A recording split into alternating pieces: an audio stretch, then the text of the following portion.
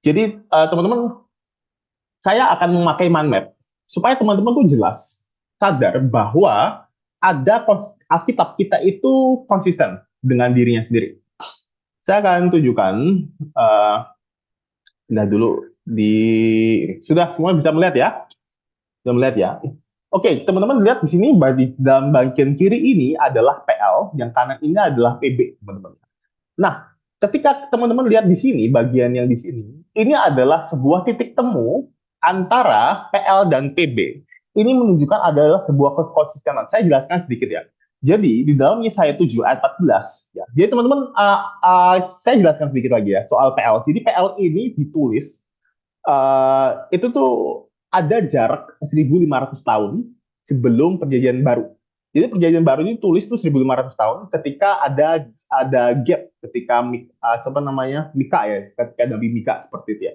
Jadi PL itu ditulis jauh sebelum PB dan itu dipegang erat-erat, dijaga baik-baik sama orang Yahudi. Jadi teman-teman, kalau ada orang yang ngomong bahwa kitab yang dipegang, kitab tanah yang dipegang oleh orang Yahudi, dan juga itu berbeda dengan perjanjian lama ini, kita itu dia harus mengecek secara langsung argumentasi dari mana, karena teman-teman ya, tanah itu dipegang orang Yahudi itu dengan erat-erat sampai mereka itu terjaga, tidak ada yang berubah.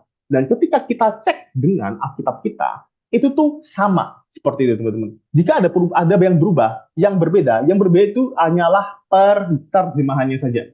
Jadi isinya itu sama, hanya saja terjemahannya saja yang berbeda teman-teman. Terkadang ada orang-orang Yahudi tanahnya itu ada yang mereka itu terjemahannya itu mereka ubah dikit sehingga apa mencoba supaya terjemahan itu tidak nyambung dengan perjanjian baru kita seperti itu. Tetapi kalau kita balik lagi ke isinya, teman-teman, isinya itu plek. Jadi teman-teman kalau mau lihat kesamaan dari konsistenannya itu yang sungguh-sungguh ya, itu kita lihat dari bahasa aslinya teman-teman. Dan itu memang membutuhkan keahlian seperti itu ya. Nah, jadi ini saya sampaikan saja di sini ya. Maksudnya memang bukan ahli, tapi saya belajar dari ahli-ahlinya seperti ini. Nah, teman-teman, di Yesaya pasal 7 ayat 14, di situ Yesaya juga berkata bahwa seorang dara akan melahirkan. Teman-teman, dara ini adalah perawan, gitu ya. Dara artinya adalah perawan. Dan ini konsisten terjadi dalam perjanjian baru bahwa di dalam Lukas 1 ayat 34 dan juga Matius 1 ayat 18, Maria yang tadi dikatakan oleh siapa, Joshua ya, Joshua mengatakan tadi kalau nggak salah umurnya ada 15 tahun ya, masalah ya. Jadi umurnya sangat masih muda sekali dan juga Maria juga menyatakan bahwa dirinya itu tidak punya suami gitu. Dalam Lukas 1, Matius 1 dia mengatakan saya nggak punya, gimana mungkin. Jadi ketika Gabriel datang kepada Maria, Maria ngomong nggak mungkin lah saya bisa hamil. Saya kan nggak punya suami seperti itu ya. Nah, uh, Maria di dalam perjanjian baru menunjukkan bahwa Tuhan sendiri, Roh Kudus sendiri turun dalam dia dan akhirnya dan dia hamil gitu ya.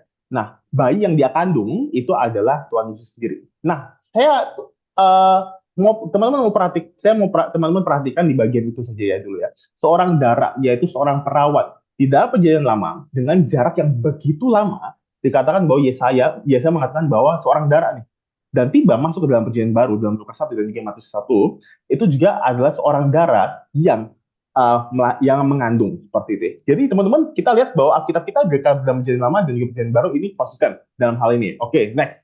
Lalu di bawahnya ini adalah kitab Mika. Kitab Mika berkata bahwa bayi yang akan dilahirkan itu akan lahir di Bethlehem. Ya, Mika pasal 5 ayat 2. Dan itu juga konsisten dengan yang dicatat oleh Lukas dan juga Matius. Matius juga mencatat bahwa Maria itu melahirkan di Bethlehem, gitu ya. Ada yang mengatakan di kandang domba, gitu ya. Ada yang kandang domba, ada yang kandang aja, ada yang di palungan, bukan di kandang, gitu ya. Yang pasti ada hubungannya dengan kandang seperti itu, teman-teman ya. Nah, jadi yang pertama yang kita lihat di sini adalah ada konsistensi bahwa dinamika akan lahir di Bethlehem dan Lukas dan Matius juga mencatat bahwa perawan tersebut yaitu Maria melahirkan juga di Bethlehem. Oke, di sini yang kedua ini juga konsisten. Dan juga teman-teman di dalam Yeremia pasal yang kedua ayat 5 juga dikatakan bahwa orang ini adalah keturunan Daud. Dia adalah raja dan dia adalah keturunan Daud. Seperti itu. Tentu saja bukan Herodes karena Herodes bukanlah keturunan Daud. Dan ternyata itu kita tarik dari silsilah Yosef ya. Yusuf. Nah, Matius 1 ayat yang 1 sampai 6 dia menjelaskan bagaimana Tuhan Yesus sendiri itu memiliki garis keturunan itu kalau ditarik ke atas itu tuh sampai kepada Daud gitu. Jadi tunas Daud itu adalah diri Yesus sendiri yang lahir di Bethlehem yang dikandung oleh seorang perawan, teman-teman. Ya teman-teman, sampai sini kita lihat bahwa ada konsistensi dari perjanjian lama sampai perjanjian baru. Keduanya itu ketemu di sini, teman-teman. Ketemu di sini, ya. Ada konsistensi. Oke, jadi teman-teman, menurut kriteria, ya, kriteria kita tadi ya, kriteria kebenaran yang kita pakai tadi ya. Yang pertama adalah konsistensi, yang kedua itu adalah apa namanya? Yang kedua itu adalah koherensi, yang ketiga adalah logik gitu ya, masuk akal gitu ya. Kita dari konsistensi ini kita sudah melihat bahwa Alkitab berita Natal ini sudah 30% itu kita lihat bahwa ini sudah benar, sekarang 30%-nya. Kita lanjutkan ke pembahasan yang selanjutnya kita melalui tes koherensi ya, koherensi teman-teman ya. Koherensi yang tadi saya jelaskan, jadi koherensi itu bicara mengenai ada hubungan antara Alkitab itu dengan yang ada di sekitarnya, yaitu sejarah yang terjadi di sekitarnya, teman-teman. Nah, di sini saya akan menunjukkan hubungan, saya akan buka lebih supaya lebih jelas lagi dilihatnya ya. Oke, saya ganti screen-nya dulu. Nah, ini adalah koherensi ya, koherensi tes. Di sini teman-teman lihat ya, di sini adalah kitab PB yang tadi kita jelaskan. Ya teman-teman, ada 3 hal yang kita harus notice. Jadi teman-teman, bukti-bukti yang di luar Alkitab memang tidak secara langsung mencatat kelahiran Tuhan Yesus. Tapi teman-teman, kita harus juga melihat ketika Tuhan Yesus lahir, ada tokoh-tokoh atau kejadian-kejadian sekitarnya yang mengkonfirmasi bahwa memang kejadian itu tuh sejalan terjadi ketika pada masa itu. Yang pertama adalah di dalam perjanjian lama, perjanjian baru, Matius menuliskan bahwa waktu pada masa itu adalah yang memimpin adalah Herodes Agung gitu ya. Agungnya mungkin tidak tertulis, tapi dia ngomong Herodes. Dan itu di dalam Josephus Flavius ya, di dalam bukunya. Jadi Josephus Flavius ini sebenarnya dia punya 2 buku. Yang pertama itu Antiquities of the Jews dan juga The Jews War gitu ya. Jadi ada bahasa ininya sendiri teman-temannya. Nah, dicatat juga oleh Josephus bahwa pada masa itu ada seorang pemerintah ketika pada tahun kira-kira 3 sampai 14 lah. Itu tuh seorang raja pada masa itu yang berkuasa itu adalah yang bernama Herodes Agung, seperti itu. Ya, Herodes Agung. Nah, teman-teman, kejadian yang ada di sekitar Natal, jadi Matius menyebut ada seorang tokoh yang bernama Herodes yang berkuasa pada masa itu, dan Josephus juga melaporkan bahwa memang pada masa itu ada seorang Herodes Agung. Nah, menariknya teman-teman ya, ini jarang dicatat. Karena memang ini adalah sebuah tafsiran dari sejarah, dari catatan Josephus gitu ya. Bahwa pada masa itu ada pembunuhan besar-besaran yang dilakukan oleh Herodes.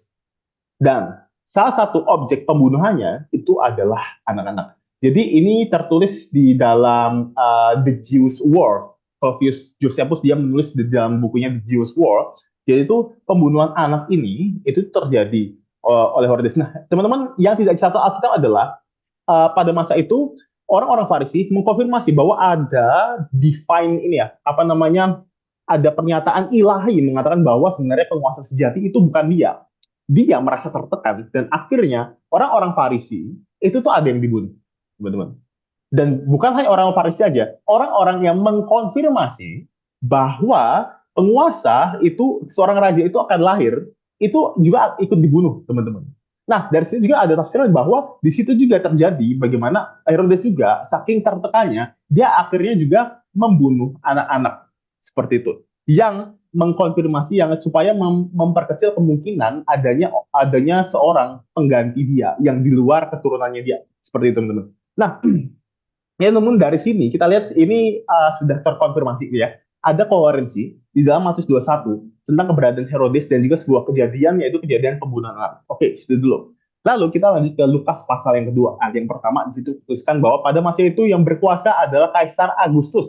Teman-teman, Kaisar Agustus bukanlah sebuah tokoh yang dikarang-karang, Karena ternyata memang dia dicatat, Josephus Flavius juga mencatat tentang keberadaan Kaisar Agustus pada masa itu, teman-teman. Pada waktu yang sama ketika Herodes Agung ada dan ketika pembunuhan anak terjadi, dan di situ juga dicatat, teman-teman. Jadi ini kita melihat Kaisar Agustus ini juga mengkonfirmasi tentang Natal juga, teman-teman. Kejadian-kejadian yang juga terjadi dalam Natal seperti itu. Nah, ini itu dicatat oleh Tacitus, Tacitus gitu ya, seorang sejarawan juga yang dikutip juga oleh Josephus Flavius. Teman-teman harus ingat juga, jadi ada, sorry, jadi ada ini ya, catatan sejarah itu berbeda dengan Alkitab. Jadi catatan sejarah itu tidak seperti Alkitab. Alkitab itu tuh dekat sekali. Salinan satu dengan salinan yang lain itu sangat dekat sekali, teman-teman. Mungkin 30-20 tahun itu tuh sudah ada salinan yang berbeda. Sehingga itu berlanjut. Ketika salinan yang pertama hancur, masih ada salinan yang baru yang meneruskan. Catatan sejarah itu tuh tidak seterpelihara Alkitab kita seperti itu ya. Catatan sejarah itu ada bagian-bagiannya yang hilang, bahkan ada catatan yang hilang, gitu ya. Nah, Josephus sebenarnya catatan Tacitus itu tuh sebagian besar itu hilang sebenarnya, rusak gitu ya. Tetapi Josephus sempat mengambil bagian dari sejarah dari tulisan Tacitus gitu ya, yang lalu dia tulis di bagian di bukunya juga ya, yang mengkonfirmasi. Jadi itu ada konfirmasi silang antara keberadaan Kaisar Agustus dan juga Tacitus, teman-teman. Jadi konfirmasi ini itu cukup kuat, teman-teman. Lalu selanjutnya ada konfirmasi ya, koherensi sejarah tentang keberadaan Maria.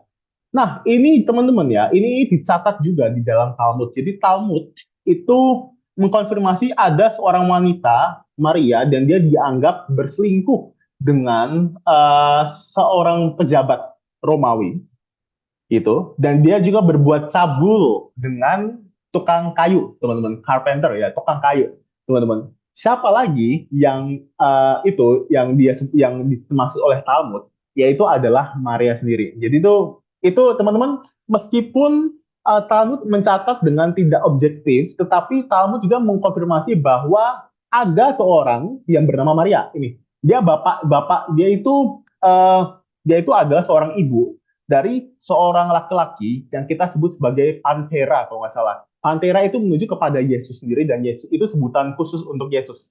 Jadi itu teman-teman, itu kayak ngomongin, kita tuh ngomong gini, dalam bahasa Inggris tuh the man, orang itu, lelaki itu. Lelaki itu yang dimaksud itu adalah Yesus sendiri, karena dia dianggap sebagai seorang penyesat seperti teman-teman ya. Talmud mengkonfirmasi keberadaan Maria. Jadi Maria itu bukanlah seorang tokoh yang bayang-bayang. Maria itu benar-benar real, ada gitu ya.